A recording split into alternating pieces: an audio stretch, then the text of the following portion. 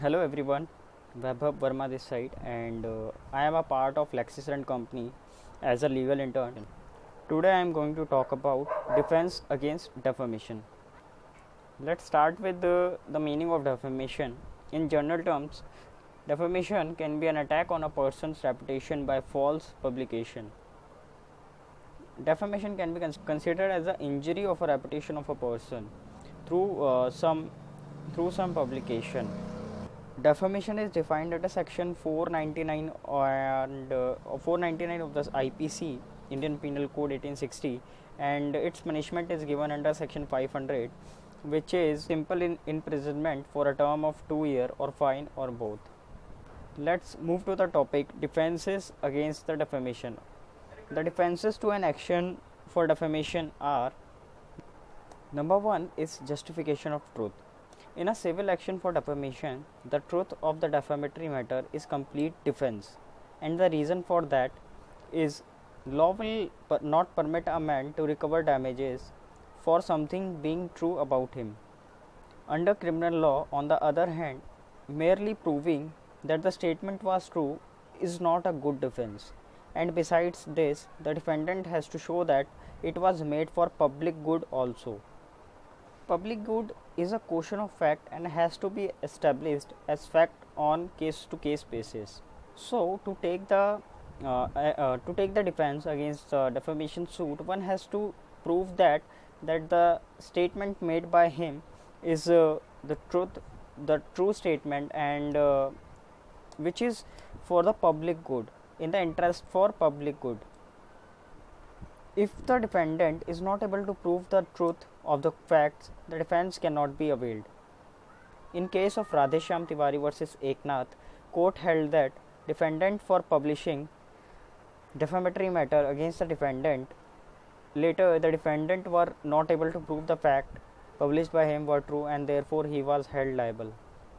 In all short, one has to prove that the statement must be true and made for the interest for the public good. Number two, fair comment. Making a fair comment on matter public interest is a valid defense to an action for defamation. For this, following must be proved.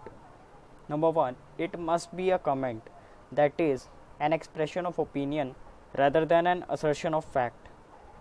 For example, if X says that A has been guilty of breach of trust and therefore he is a dishonest man, here the latter word are a comment on the former. But if A did not commit any breach of trust and X still say to him as a dishonest man, then it will not be a comment and it will amount to assertion of fact.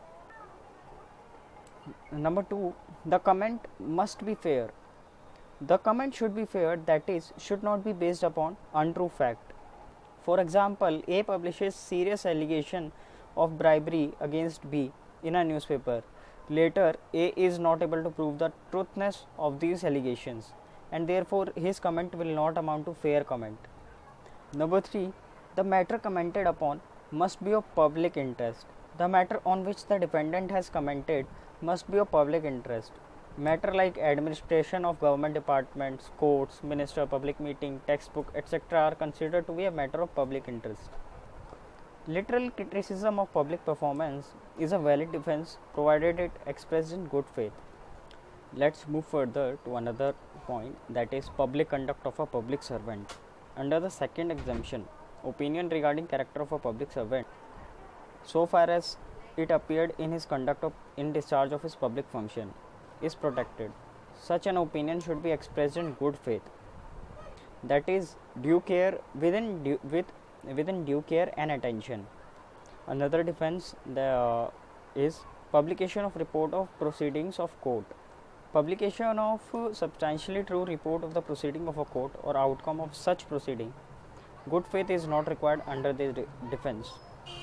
Outcome of such proceeding is an exception against the crime of defamation. Good faith is not required under this defense. Under this head, there are certain points which I would like to discuss. Number one, merit of case decided in court or conduct of witnesses and other concerned. Following opinion published in good faith are protected under the fifth exemption. Under this exception, Merit of any civil or criminal case which have been decided by the court.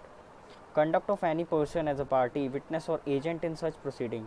The character of such a person, but limited to his conduct as appeared during the proceeding, is a valid defense against the defamation.